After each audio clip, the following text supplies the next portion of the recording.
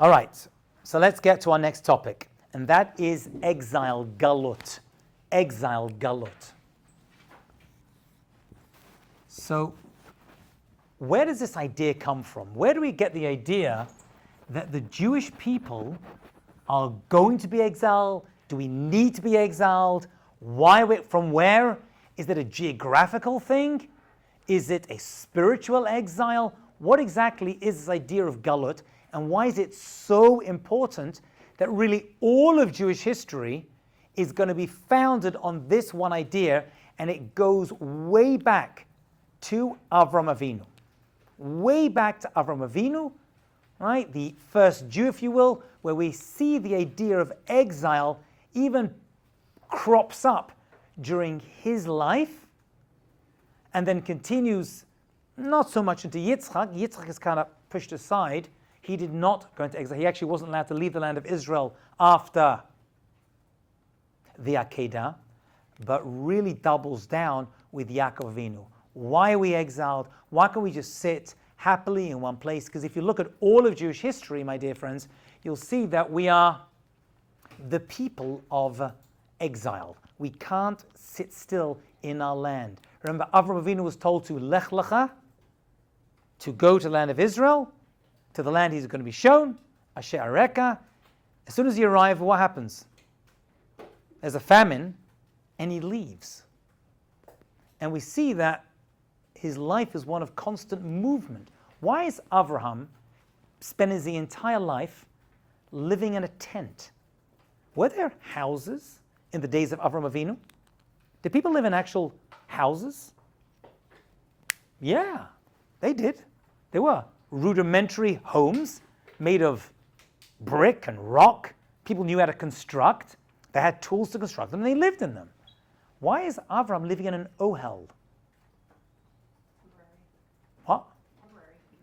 He's moving. Why is he moving around? What could he afford? Was he a rich person? Was Avram Avinu rich? Loaded, extremely wealthy. So he could afford a home, and the homes existed, and the tools that were needed to build homes, and he had people to help him build a home, and he's living in a tent. I know everyone thinks they didn't all live in tents in his day. So why did he live in a tent? The answer to this question is going to be why the Jewish people were put into exile, or one of them anyway. You can't influence people if you're stuck in one place. And Avram Avinu was sent on a special mission to bring people under the Kanfei HaShechina, to bring people back to God. So reason one for exile is to be a moving light to the nations. You can't affect the world. There's no internet in those days. There's no media. How do you affect people? By moving around. So Avram and Sarah spent their entire lives in Ur Kasdim and then Haran, moving around, setting up their tents in various places in order to attract souls. And they would feed them, and they would teach them about God, and they created a massive following based upon that. So the idea of moving around in order to attract people is one of the reasons we were put into galut, says the Gemara, and the rabbis talk about it, because we can't become a light into the nations unless we are in different places. If we were sitting securely in the land of Israel for 3,000 years, how many people would visit and how many people would learn about the one true God of Israel and become monotheistic? So, Masa Avot, Siman Labanim, what our ancestors went through, specifically Avram and Yaakov, more so Yaakov actually, is all about our journey throughout history. That's why we keep moving. That's why Adam Arishon was kicked out of Gan Eden. Noach is moving around in the ship, and Lech Lecha, Avram is moving around, and the Shvatim are inside Israel, outside of Israel, and the Jewish people are moving around the desert, right? 42 journeys in 40 years, and then we're inside of Israel, then Europe. All of this comes down to this one reason. You can't bring impact into the world if you sit in one place. So that's reason number one. Reason for exile.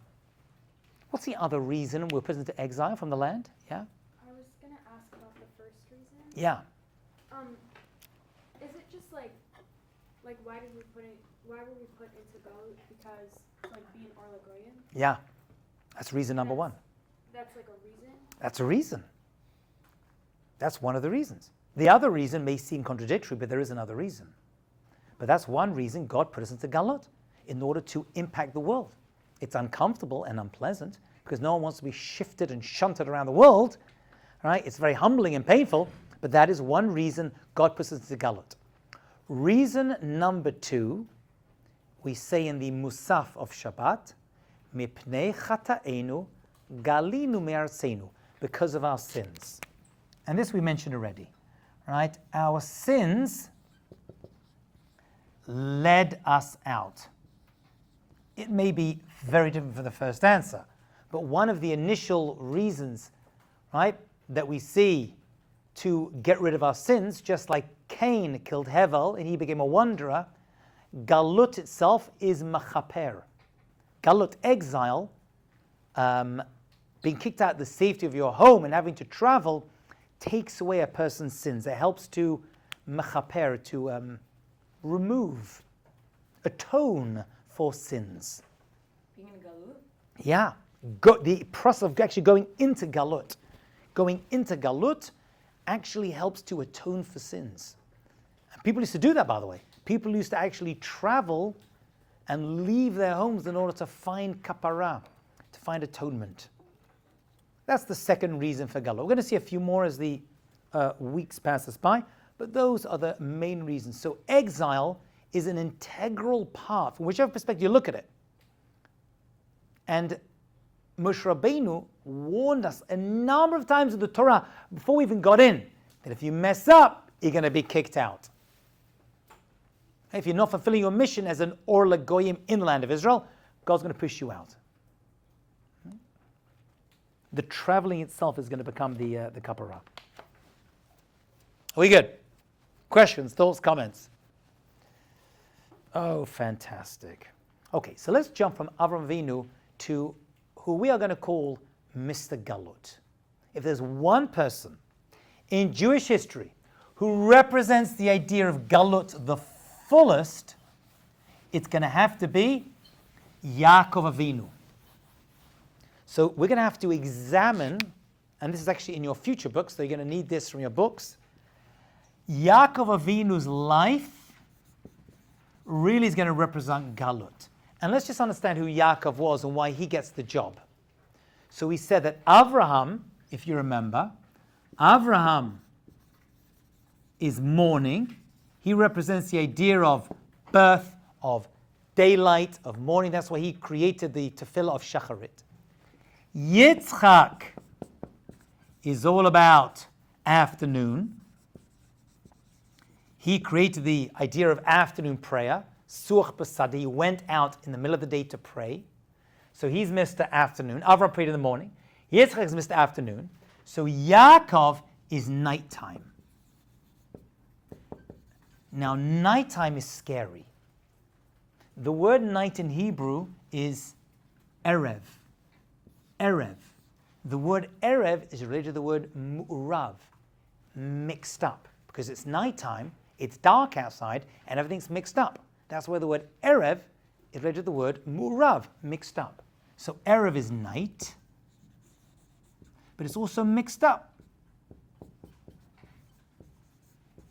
So Yaakov, we know, and we're going to talk about this in a lot more detail, had an incident, a very prophetic incident, that happened at nighttime, and it happened to him, and he's going to represent, he prayed at nighttime, and he's going to represent Mr. Nighttime. Galut and nighttime are connected. Galut is darkness. There's a lack of clarity, primarily because you're outside the land of Israel. So Galut is nighttime, things are difficult, and they're challenging, and there's no real clarity, there's no real light. You don't know what's going on.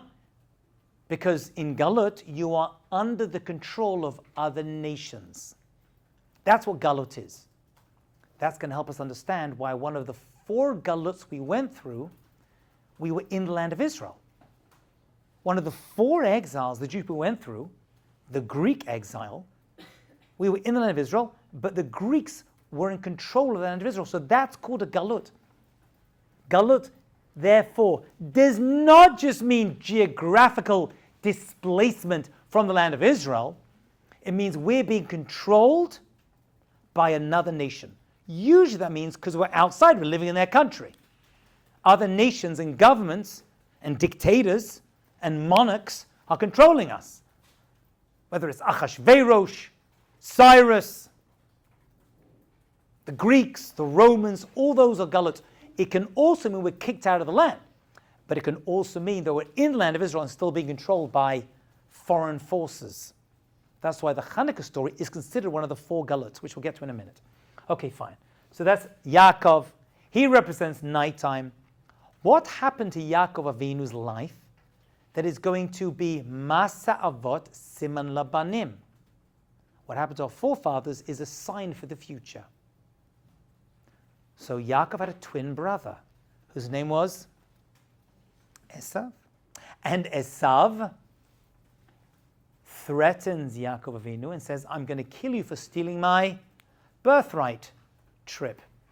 And so he has to run away and leave Israel. So Yaakov leaves Israel and he goes into Galut. Yitzchak never left Israel. Yaakov does.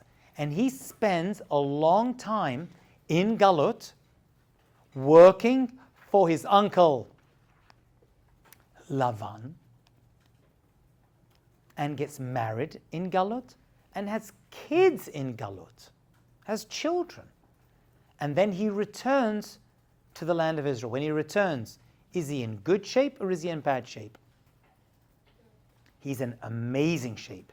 He's married, he's got kids, he became extremely wealthy, much to the anger of his uncle Lavan, who was also wealthy, but just wasn't satisfied with what he had. And he returns. So too, the Jewish people are going to go into Galut, say the rabbis, and we are going to return to the land of Israel with great success and wealth. That is why in the Amidah, you'll see there are 2 brachot that are put next to each other. The bracha of Birchat Hashanim, making money, and then right afterwards it says Taka b'shofar. We're going to sound the shofar of Mashiach's arrival. Those 2 brachot in the Amidah put together to say that we know the shofar is going to sound when the Jewish people do successfully and financially well, and we return to the land of Israel. They are connected. You need success in order to build up the land of Israel to await Mashiach's arrival.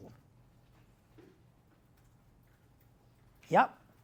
So that's why those 2 brachot are juxtaposed. One is about personal wealth, and the other is about Mashiach. Why are we just connecting those 2 completely unrelated? So they're put next. Those 2 steps are put next to each other, and that's why the rest of the Amidah is all about the coming Mashiach, as we're going to see. Are we good so far? Okay, so let's just tie it again. So Yaakov Avinu leaves Israel in a terrible state. He's escaping for his life. He's by himself. He's single, barely escapes, and he comes back many years later, equipped and healthy, and now his name becomes Yisrael. He's now Israel. So his name represents his mission and the future of the land of Israel. That's why Yaakov becomes Yisrael. Yeah. Did he steal the birthright that was... He did not steal it. He bought it. Right, I mean, was the birthright to inherit the land of Israel? So yes, the Torah and then absolutely. Which Esav, by the way, originally the original plan was that Yaakov and Esav would work together, one doing the physical, Esav, one doing the spiritual, and they would work together in tandem. But Esav opted out. He married outside, and he said, "I'm not interested." So his selling of the birthright was his connection to the land and Torah mitzvot. But originally he was supposed to... Yeah, 1,000%. That's why he had 2 brothers marrying 2 sisters. They were part of the same mission. Actually, they were 2 twins. Some say Rachel and Leah were twins as well. Right? Yaakov and Esau were twins. And Rachel and Leah, it was the younger one for the younger twin, and the older one for the older one. But she's like, I'm not interested, and he gets out. That's why Yaakov has to take both. That's why he has to marry Rachel and Leah, which is actually forbidden in the Torah. But the Torah hadn't been given yet. And yet they were buried separately so that after the Torah it wouldn't be embarrassing that Yaakov is buried and can be seen married to Rachel and Leah. That's why Rachel was buried in Bethlehem and Bethlehem and not in Marat Machpelah. Do we know where Machpelah is today? Sure. I was just there a few weeks back. We know precisely where it is. And Yitzchak's Olam was open 10 times a year, and I was just there. I just prayed in it. Yeah. It's open on Sukkot and Rosh Hashanah. Yeah. Can you say again at what point and why was Yaakov's name? Okay, so I'm going to count. Let's talk about where Yaakov gets his mission from. So Yaakov flees. On the way out, he stops at a mountain. All the details of the story are going to be really important. He stops at a mountain. What is the mountain Yaakov Avinu stops at? It has to be something Moriah, right? Mount Moriah, the future site of the Beit HaMikdash. How does he recognize it? How does he know? Did anything happen on that mountain before Yaakov got there? His grandfather brought his father as a kurban, as a potential sacrifice. And then he doesn't kill him. So it happens on Har HaMoriah. What does Har Moriah actually mean, Mount Moriah? What's Moriah mean? To teach, of instruction. Mountains of the Torah always represent instruction, teaching. Deserts represent spiritual challenge and difficulty. That's generally how it is. So Yaakov goes to this mountain and he falls asleep. Why is that important? Why do I need to know where he slept? What does Rashi say? Anyone remember what Rashi says from your yeshiva days? Why are we told that Yaakov slept on this mountain? To teach us that he hadn't slept for many years before, because before he went to Galut, he studied in the yeshiva of Shem and Ever. Actually, Shem was probably dead at this point. It was Ever's yeshiva. That's Noach's son. And he studied to prepare himself for Galut. Before you go to Galut, you study Torah. And so he studied in this place, and he never slept. It doesn't literally mean, it just means he didn't get a good night's sleep. He was always on edge, knowing he'd have to escape, and he was going to leave the safety of the land of Israel. And so he goes, and he finally gets a good night's sleep on this mountain. And while he's asleep, he has a dream, a chalom. He has a chalom. By the way, it's an interesting word, chalom. What does the word chalom sound like? Another Hebrew word? Chalom. What's a chalon? A window. What do you do with the window? You look through it, right? It shows something to you. A chalom and chalon are related. Right? Because it's the window into your soul is a dream. This is one of the 10 dreams in the Torah that are going to reveal something prophetic. This particular dream is going to be about the exiles that only Yaakov's descendants, not all of Avram's descendants, and not all of Yisrael, which is why Yaakov is given the name Yisrael, right? When he battles, remember, with that angel. And he says, from now your name is Yisrael, because all of your descendants are going to go through exile.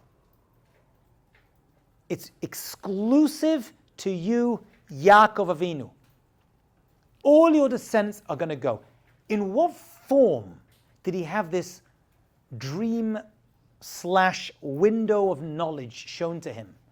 In what form? How did it come? What did he see? Somebody? Anybody? Yaakov saw a ladder, a sulam. He saw a sulam, a ladder. Right? Jacob's ladder, sound familiar? He sees this ladder. What does he see on the ladder? And where is the ladder going from? From where to where? Heaven. From earth to heaven. From earth to heaven. So we know that that particular mountain is the connecting point from earth to heaven.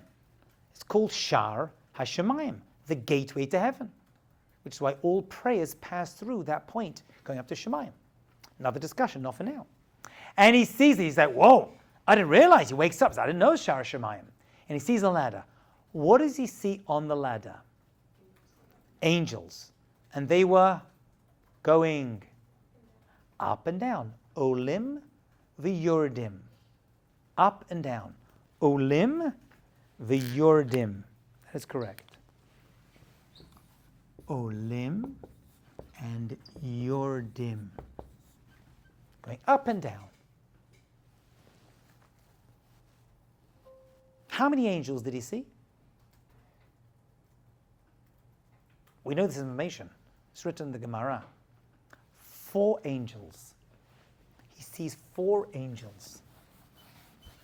Stick with me. This is important information. Yaakov sees 4 angels. Why does he see 4 angels? Because these angels represent the 4 exiles the Jewish people are going to go through. So now why is Yaakov shown this vision? Because only Yaakov's descendants are going to go through this. This wasn't shown to Avraham, and it wasn't shown to Yitzchak, but it's shown to Yaakov. And he sees these 4 angels going up and going down. And who are these nations? They were Olim v'Yoredim. The 4 angels equal 4 exiles. And he sees them climbing rungs. So the first angel he sees climbs 70 rungs, which equal 70 years. And that is the angel of Bavel, Babylonia, the first exile the Jewish people went through when Nebuchadnezzar came and destroyed the first Beit HaMikdash and exiled the Jewish people. That is the first exile of Babylonia. Exile number 1, angel number 1, it goes up 70 rungs and then comes down 70 rungs. That's the Olim and Yoredim. Angel 1 is Bavel, first of all. Number 2. That exile was 70 years? 70 years. That Babylon was in charge. Number 2 is Madai. Madai, the Medians, preceded the Persians. The Medians preceded the Persians. And if you look in the book of Daniel, that I just gave an 8-part course on, took a deep dive into it, and you'll see that the transition from Nebuchadnezzar was into the Medians, into Dariavesh, and then into Cyrus the Persian. Okay, so that was the transition. So this Madai / Paras, because one followed the other, they were actually family. Cyrus was the son-in-law of the Dariavesh, Darius the First, and he saw this angel that represented this exile climbing 52 rungs, which means that this would last for 52 years. Okay, 52 rungs, 52 years, and then it sort of come down again, which means it was going to come down. This, by the way, is the Purim story between the first and second Beit HaMikdash. Got it?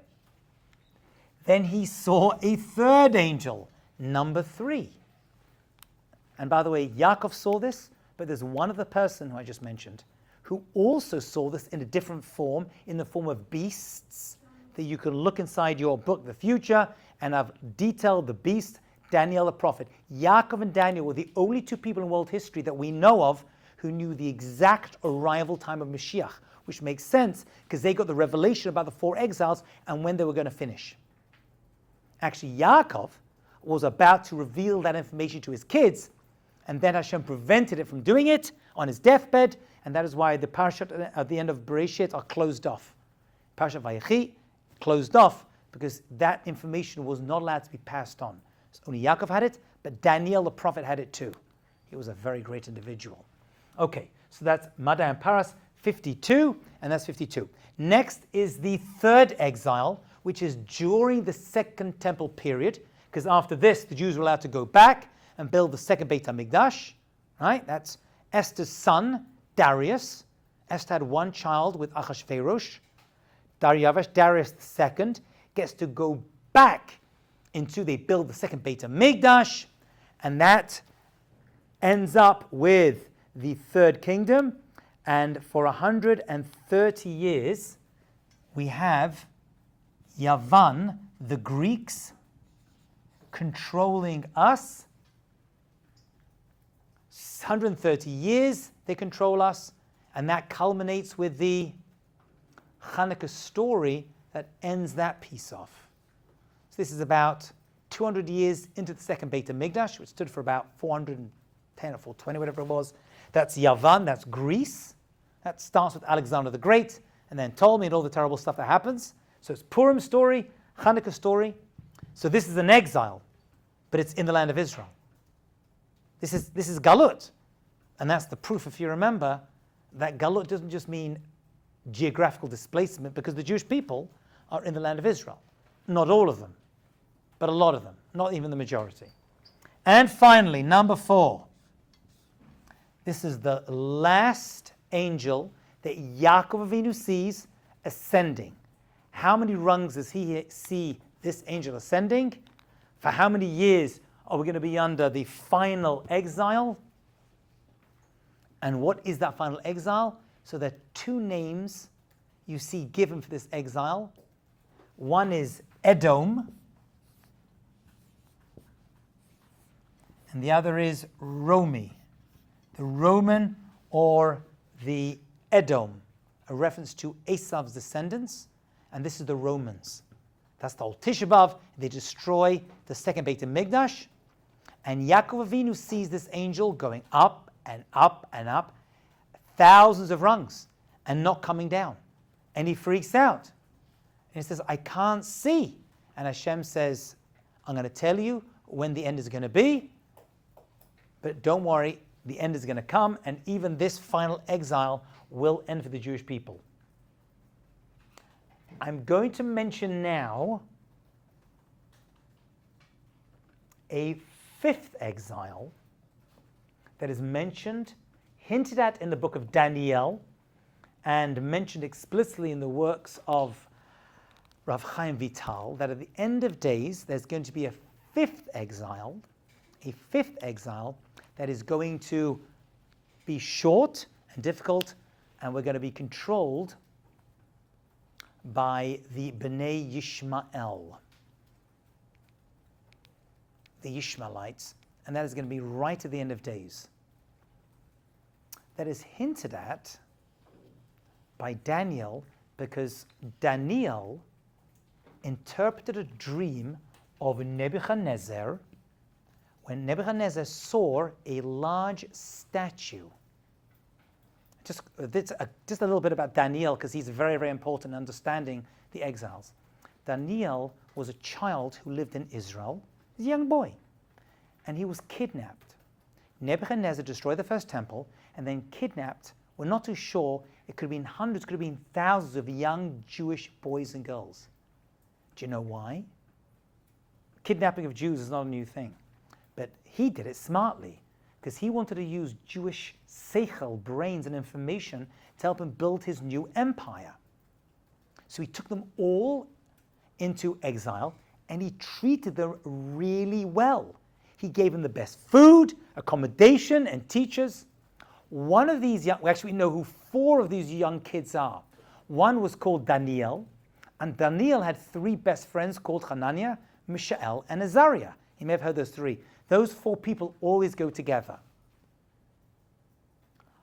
One night, after a number of years, Nebuchadnezzar has a dream. And in the dream, he sees a statue made of 4 metals. The head is made of gold. The arms and torso, I think the arms are made of silver. The belly is made of copper, and the legs and bottom part are made of iron. Those 4 metals that Daniel interpreted in the dream of Nebuchadnezzar, of which, by the way, Nebuchadnezzar was gold, he's the head, he was the greatest of all of them.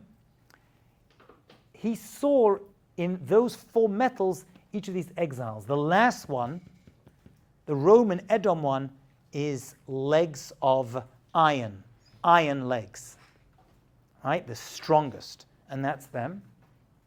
He also saw there was a little bit of clay mixed in the feet. That clay is the 5th exile that Daniel hints to. And I'm summarizing a lot, but that's That's all you need to know. There are 4 main exiles: Bavel, Madai and Paras, Yavan, Edom and Romi. But there are hints towards the 5th one, which we are in right now, as I will prove to you at the end of this course. This is done, and we're now transitioned into the 5th one. We're going to see the writings of the Abarbanel, who says the final battle of Gog and Magog is actually going to be the battle between Edom, the Christian world, and Ishmael, the Muslim world. Yeah. Can you please repeat? Head was gold. Head was gold. I'm trying to remember it now. I just gave over the Sama. Head was gold, which is Bavel, because that's the golden one, which is why right after this stream, Nebuchadnezzar builds a golden statue, that's why he made it of gold, to represent his kingdom, and everyone had to bow down to it. And that's one of the reasons the Jewish people were punished in the Purim story. One of the reasons they were punished, right, with the whole Haman thing, is because they bowed down to the golden statue. And he made it of gold because he says, I'm Bavel, I'm gold, I'm Mr. Gold.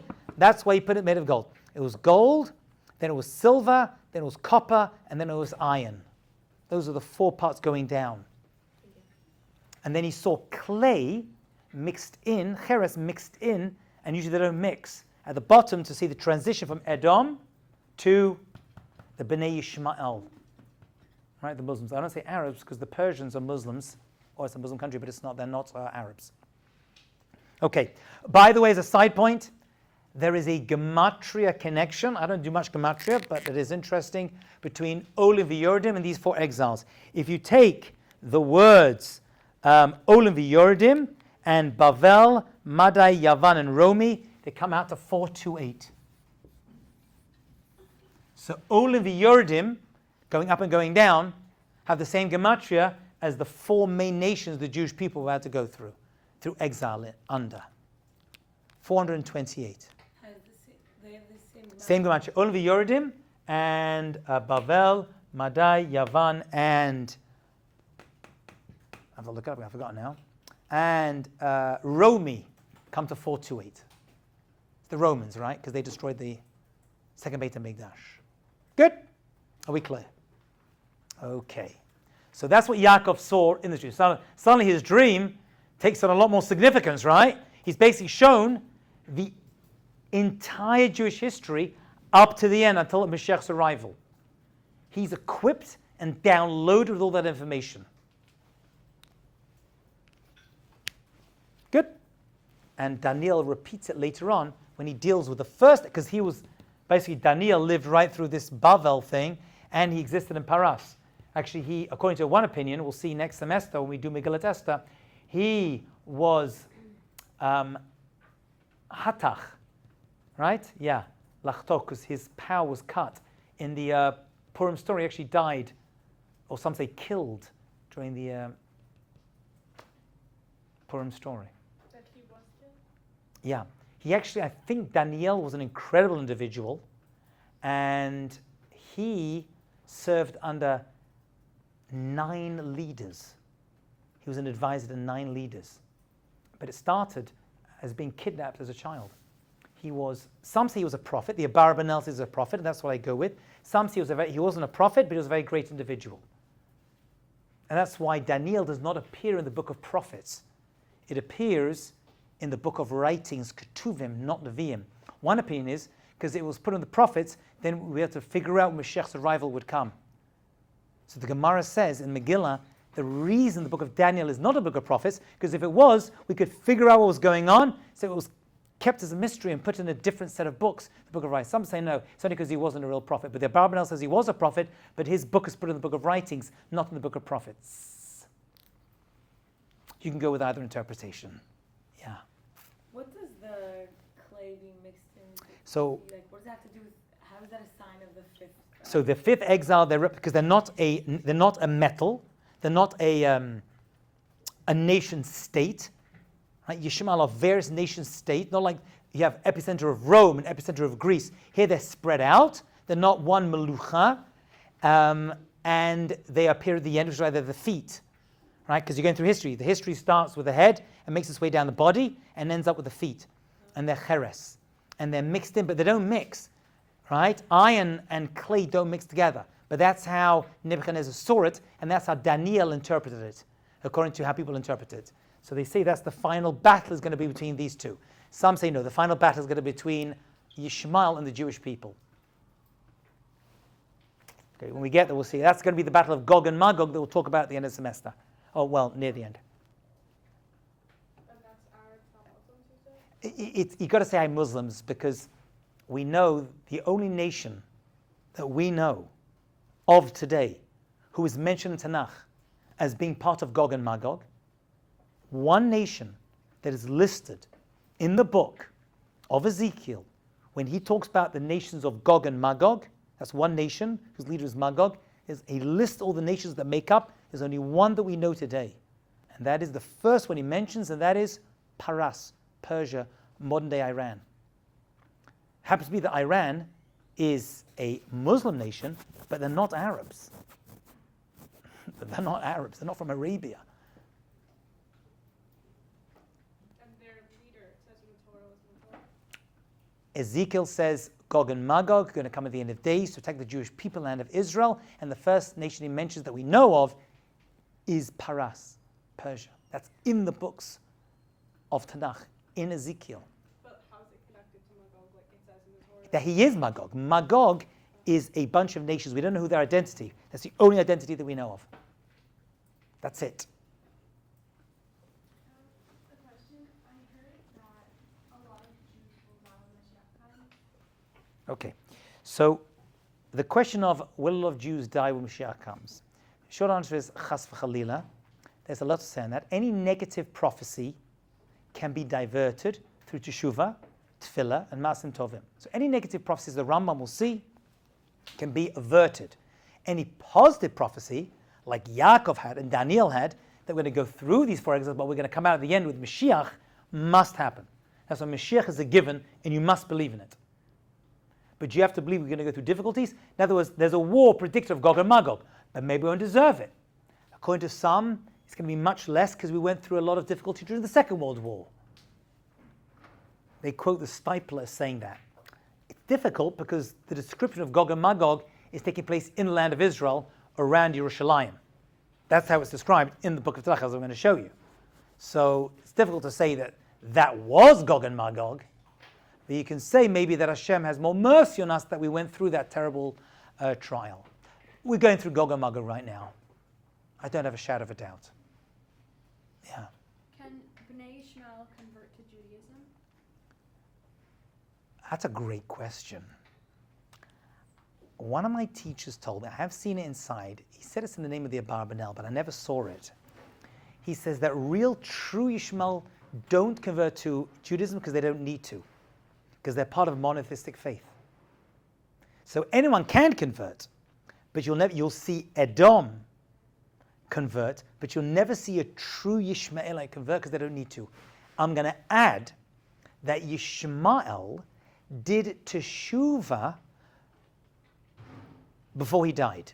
And that's why he was involved in burying his father Avram. So he was kicked out of the house, but then Avram Avinu remarried Hagar. Her name changed to Keturah because she was a very great woman. And Ishmael did teshuvah. So to the end of days, the Muslims, or maybe an element of them, are going to do teshuvah at the end of days. It's hard to believe that now, considering what we're going through, but there are large areas of the Muslim world that are actually making peace with the Jewish people today. That's part of it. But I've heard this, real Ishmael don't convert. And if someone does, they were probably Jewish anyway, or part of another nation originally. Funny, I just discovered that recently, like in the past year or so. That's what one of my great rabbis told me. Okay, are we together? So that's Yaakov, that's the revelation, those are the four exiles that we've been going through, and those are the historical epochs that we had to go through in order to get to that point. Yeah. Did I make this up, or was there some concept of people not being able to convert anymore before? That's absolutely true. No, not before. Before Mashiach comes, you have tradition that there are going to be many people converting because it's the last wind of opportunity. But once Mashiach comes, no more converts. So only It's when done. it starts. There's going to be a period of time when a person will have a window of opportunity to convert. And that's what we see right before Mashiach comes. There's going to be, it's predicted to be a lot of converts coming through to the Jewish people. Right? And when do people convert to Judaism? And things are good. When things are bad, they don't convert, right? It's like during World War II, right? Germany or Poland, 1942. I'm going to assume there weren't many people knocking down the synagogue doors trying to become part of our people. That's a little assumption I'm making. That's why, by the way, the Gemara tells us there were no converts accepted during David HaMelech's years and Shlomo's years. They didn't accept converts during Shlomo's years, King Solomon, because things were going so well for us. And we were dubious of their motivations. And we didn't accept converts during David HaMelech's years because people were scared of us. So we were dubious of their motivations there too. So during both of their kingships, the door was closed. So till Mashiach comes, there'll be a point where that's it. Once the revelation is so clear, the motivations won't be pure, and they won't convert. That doesn't mean that if you don't convert, you aren't fine. Right? A righteous Gentile who follows the 7 laws of Noach gets to Olam Haba. Right? We don't have a monopoly on God. Right? We own Torah, mitzvah, but we don't own God. So the other nations don't need, I don't think when Mashiach comes, everyone becomes Jewish. No, it's not true. They don't need to. They're fine as they are. All other religions are going to disappear. The Rambam says that. All religions are gone. Even Judaism, as you know it, won't be the same. They're all going to change dramatically. That's the Rambam. We'll see that piece inside. Okay. Are we for certain that we're in Gog Magog right now? No, we're not certain. Just based upon the signs that I'm going to show you about what the world is going to be like right before Mashiach comes, we'll look at a Mishnah at the end of Masechet Sotah, and we're going to do that together, and you can see that the signs are very clear that we're there. Very clear. Does it say how long it's going to go? No. No. We know there'll be a final battle, which I brought down in your books. Some say the final battle will take some years. Some say a couple of weeks. Some say 30 minutes. Like 30 minutes? How can there be such drastic, We shall leave that aside. Okay, what time's class finish? 105. Okay, fine. So let's stop over there. That's a quick summary of galut, and let's review from midterm, which is 1 week's time. Yep. Should we do that, Kinderlich?